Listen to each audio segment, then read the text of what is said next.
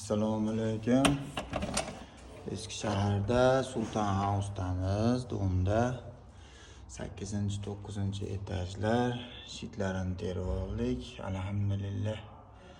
Xo'p, bu yerda bo'lgan ishlar CNC avtomatlardan foydalandik. ESST faza zashtalaridan переключатель faza elektrik mononi katolchilar o'zlari qo'yib garantiyasi bilan berar ekan. Buni qo'ymasdan boshqasini qo'yaylik desam unashmadi. Impuls degani ekan.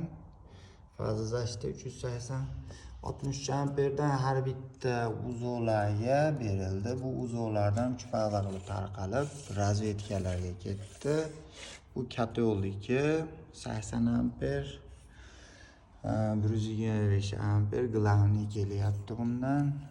Bu uchta uzovimiz через переключатель orqali ishlaydi. Qolganlari переключательlar shu uchta uzovga bo'lib yuborildi переключательlarga. Xo'p, qolganlar razvedkalar 3 faza qilib uzovdan har bitta fazaga qilib bo'lib qo'ydik.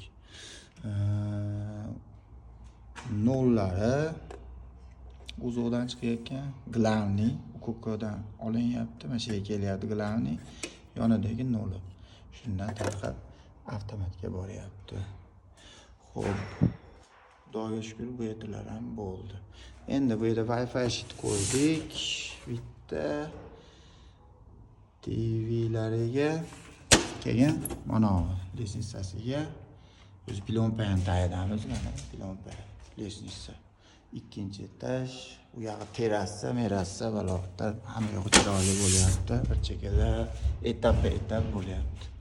Kabel tashab qo'ydik bunga. Hozir временный 220 berib qo'ydik. Tok yaxshi keng kelish напряженияsi 236 ko'rsatadi. Bunga tok ko'paytiradigan qo'yishni hojati yo'q. Endi santexniklar ishlayapti. Kollektorlariga 5 kilovatli tok ko'paytiradigan qo'yib beramiz deyapti. Shuni qo'yib bersak ishlayveradi, xudo xolasa. Sog' bo'linglar, salomat bo'linglar. Kimga shunaqa xizmatlar kerak bo'lsa, aloqadamiz, aloqaga chiqarasizlar. Shitni ichlarini ham videosi bor, tashab qo'yaman gruppamga, ko'ra olasizlar. Rahmat e'tiboringlar uchun. Salomat bo'linglar.